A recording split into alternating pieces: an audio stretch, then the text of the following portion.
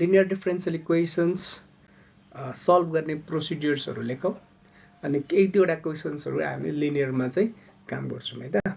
So first of all तिमीलाई differential equations given दियो होइन, हामीले के गर्नु पर्यो भनेपछि गिभन डिफरेन्शियल इक्वेसन्स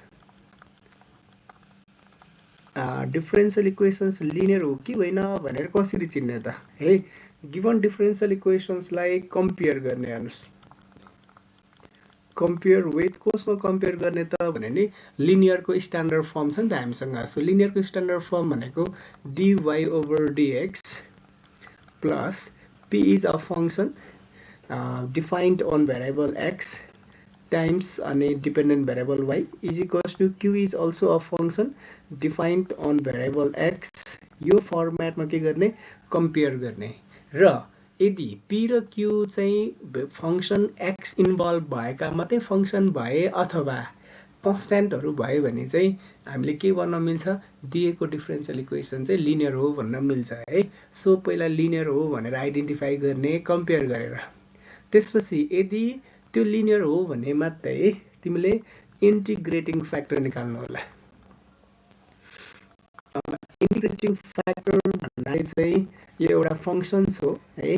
यो फङ्सन्स लिनियरको लागि चाहिँ अलवेज अ फिक्स्ड फङ्सन हुन्छ होइन। हरेक लिनियरहरूको लागि चाहिँ हामी इन्टिग्रेटिङ फ्याक्टर निकाल्दा फेरि एउटा स्ट्यान्डर्ड फर्मुला युज गर्छौँ, that is e to the power integration p भन्ने फङ्सन्सको इन्टिग्रेसन हेर्ने हो। सो यसले चाहिँ के दिन्छ त, हामीलाई एउटा फङ्सन दिन्छ जसको हेल्पबाट है इन्टिग्रेटिङ निकाल्नुको फाइदा के हो भने यसले चाहिँ दिएको लिनियर डिफरेन्शियल इक्वेसनलाई एक्ज्याक्टमा कन्भर्ट गर्न हेल्प गर्छ क्या। सो यो हामीलाई कम्पलसरी चाहिन्छ है।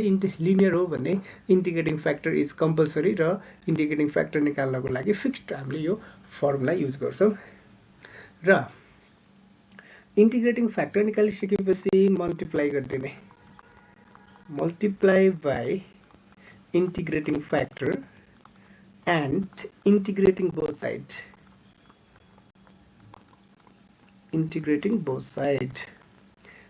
that is के भन्न खोजेको भने तिमीले इन्टिग्रेटिङ फ्याक्टर निकाल्छौ अनि त्यो इन्टिग्रेटिङ फ्याक्टरले चाहिँ लिनियर फर्म जुन हाम्रो गिभन डिफरेन्शियल इक्वेसन हुन्छ त्यसलाई मल्टिप्लाई गरिदिने है। हामी इन्टिग्रेटिङ फ्याक्टरले मल्टिप्लाई गरिसकेपछि र दुवैतिर इन्टिग्रेट गरिदिउँ भने चाहिँ सोलुसनको फर्मेट पनि फिक्स हुन्छ क्या यसमा। सो तिमीले के गर्नु पर्यो, सोलुसन इज भनेर सोलुसनको फर्मेट चाहिँ कस्तो फर्ममा आउँछ भने जहिले पनि डिपेन्डेन्ट भेरिएबल नै लेख्ने है। डिपेन्डेन्ट भेरिएबल त्यो भनेको चाहिँ हामी डेरिभेटिभ कसलाई गरिरहेछौँ, वाइलाई डेरिभेटिभ गरिरहेछौँ with respect to X means Y is our dependent variable र डिपेन्डेन्ट भेरिएबलमै त्यो लिनियर हुन्छ क्या है। सो डिपेन्डेन्ट भेरिएबलमै त्यो लिनियर हुने भएको हुनाले जहिले पनि dependent variable times integrating factor left साइडमा, राइट साइडमा चाहिँ integral of integrating factor times अनि क्यू भन्ने फङ्सन्सको यो अनि डिएक्स है। यो फर्मेटमा चाहिँ हाम्रो के हुन्छ त, सोल्युसन आउँछ अलवेज है त।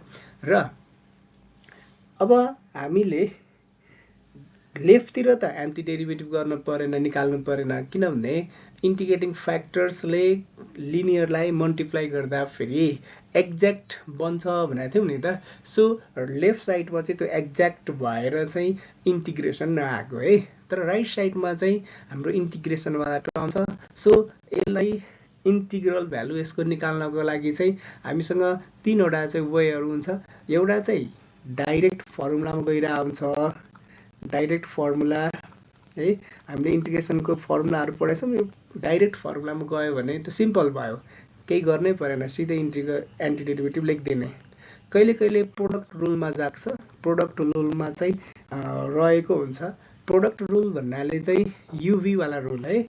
यु र भी डिएक्स दुईवटा फङ्सन मल्टिपलमा आयो भने त्यतिखेर त डाइरेक्ट एन्टी डेरिभेटिभ निकाल्न मिल्दैन नि त होइन। त्यो केसमा हामी के गर्छौँ, युभीवाला रुल लाउँछौँ जुन चाहिँ युलाई फ्री गरेर भीको एन्टी डेरिभेटिभ निकाल्ने एन माइनस इन्टिग्रल युको डेरिभेटिभ अनि टाइम्स भीको फेरि एन्टी डेरिभेटिभ अनि होल डिएक्स। यो फर्मेटमा हामी के गर्छौँ, युभीलाई एक्सपान्ड गर्छौँ र समटाइम्स हामीलाई सब्स्टिट्युसन्स मेथड पनि लाउन पर्ने हुनसक्छ है। सब्स्टिट्युसन्स मेथड भन्नाले चाहिँ तिमीलाई क्वेसनमा के दिया हुन्छ भने क्वेसनमा तिमीलाई इन्टिग्रलमा त्यहाँनिर लेट सपोज इको पावरमा केही फङ्सन्स भयो भने त्यो फङ्सन्सको त्यहाँ डेरिभेटिभ पनि इन्भल्भ दिएको हुन्छ क्या, दिएको हुन्छ। फङ्सन र डेरिभेटिभ सँगै मल्टिपलमा दिएको हुन्छ।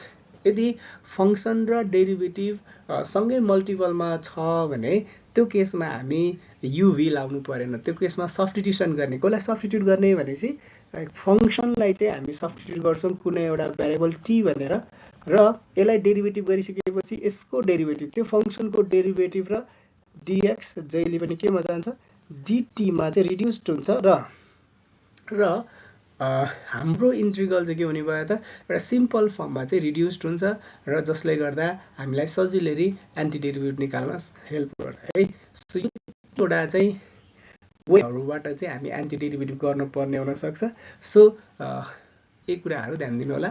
र अब हामीसँग कुनै पनि लिनियर डिफरेन्सियल इक्वेसन भयो भने डिफरेन्सियल इक्वेसन हुनको लागि चाहिँ फर्स्ट अफ अल कम्पेयर नै हो। कम्पेयर गरेर पी र क्यूको नेचर हेरेर लिनियर हो होइन भनेर छुट्याउने। यदि लिनियर हो भने अलवेज इन्टिग्रेटिङ फ्याक्टर निकाल्ने फर्मुला फिक्स्ड छ लिनियरको केसमा। त्यो भनेको एउटा फङ्सन खोज्नुपर्ने रहेछ जुन हामीलाई इन्टिग्रेटिङ फ्याक्टर भनेर त्यसलाई नामकरण गऱ्यौँ, र इन्टिग्रेटिङ फ्याक्टरले लिनियरलाई मल्टिप्लाई गर्ने र इन्टिग्रेटिङ गरिदिउँ भने चाहिँ यो चाहिँ सोल्युसनको फर्मेट पनि फिक्स्ड हुन्छ है। यो फर्मेटमा लगेर भ्यालु राखिदियो भने तिम्रो के आउँछ सोल्युसन आउँछ। ल अब एउटा क्वेसन हामी डिल गर्छौँ। Give an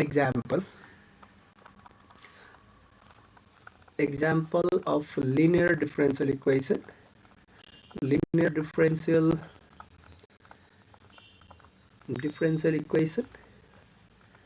and solve it भनेर है। एउटा आफै एक्जाम्पल दिनु र त्यसको सोल्युसन पनि निकाल्नु भन्यो भने तिमीले लिनियर डिफरेन्शियल इक्वेसनको एउटा एक्जाम्पल दिन सक्नुपर्छ है। धेरै एक्जाम्पल्सहरू हुन्छन्। So pick any one examples है। एउटा एक्जाम्पल पिक गर जुन चाहिँ लिनियर हुनु पर्यो र त्यसलाई सल्भ गर्न पनि सक्नु पर्यो तिमीले।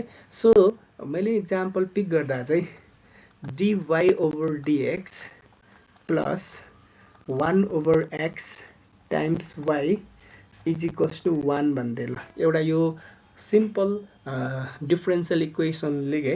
र यो लिनियर हो कि होइन भनेर कन्फर्म गर्नको लागि चाहिँ पहिला हामीले स्ट्यान्डर्ड फर्मसँग कम्पेयर गर्छौँ। dy/dx plus p is a functions defined on variable x times dependent variable is equals to q is also a function defined on variable x।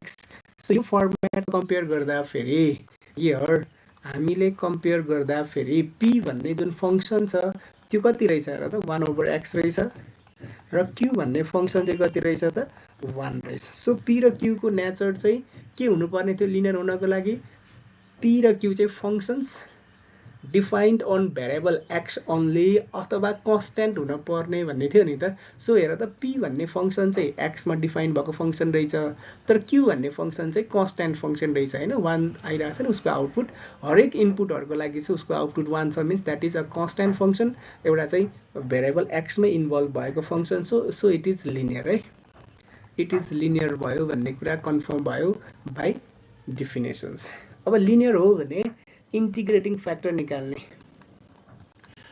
Integrating फ्याक्टरको लागि पनि हामीसँग के छ फिक्स्ड फर्मुला छ यो इन्टिग्रेटिङ फ्याक्टर निकाल्नको लागि है। जुन लिनियरको लागि चाहिँ हामी फर्मुला युज गर्छौँ भने e to the power integral of p भन्ने फङ्सन्सको एन्टी डेरिभेटिभ खोज्ने हो। सो यसको लागि हेर्नुहोस् त इन्टिग्रल अफ p भन्ने function 1/x dx। So 1/x को एन्टी डेरिभेटिभ कति हुन्छ ln x हुन्छ है।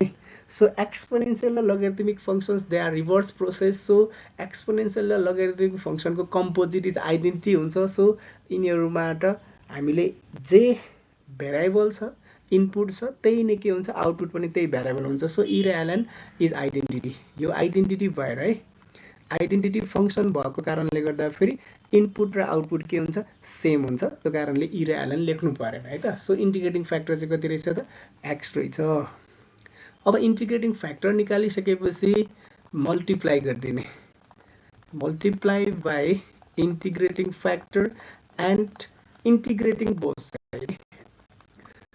Integrating both side यदि हामी अब के गर्न सक्छौँ भनेपछि इन्टिग्रेटिङ फ्याक्टर निकालिसकेपछि इन्टिग्रेटिङ फ्याक्टरलाई मल्टिप्लाई गरेर इन्टिग्रेटिङ बोथ साइड गरिदिउँ भने द सोल्युसन इज सोल्युसनको फर्मेट चाहिँ कस्तो हुन्छ रे solution is dependent variable y times integrating factor left साइडमा राइट साइडमा चाहिँ integral of integrating factors times Q dx को फर्मेटमा हुन्छ सो यसमा गएर भ्यालु राख्दिने हो डिपेन्डेन्ट भेरिएबल y नै छ तर इन्टिग्रेटिङ फ्याक्टर चाहिँ हाम्रो x भयो integrating factor is x and q भन्ने फंक्सन चाहिँ कति छ त q भन्ने फंक्सन हेर्नुस् त q भन्ने फंक्सन चाहिँ 1 रहेछ सो q लाई हामीले 1 सब्स्टिट्युट गर्न पाइन्छ कि पाइन्न पाइन्छ है 1 भयो q भन्ने function dx so yx is equals to integral of simply x भन्ने फंक्सनको इन्टिग्रल निकाल्नु पर्ने जुन डाइरेक्ट फर्मुला छ यसको लागि सो यसमा त हामीले के गर्ने पर्यो डाइरेक्ट इन्टिग्रल x को पावर 1 भयो भने पावर रुल अनुसार x को power 2 over 2 plus integration constant c is your final solution है यसरी चाहिँ हामीले सोल्युसन निकाल्न सकिहाल्छौँ सो गाह्रो छैन है प्रोसिड्युर्स वाइज तिमी काम गर्दै जाने हो है त्यो भयो भने इजिली सोल्युसन आइहाल्छ सो अरु फर्दर क्वेशन्सहरु पनि हामी धेरै प्र्याक्टिस गर्छौं जसले गर्दा तिमीलाई कन्फिडेन्स आउनुपर्छ है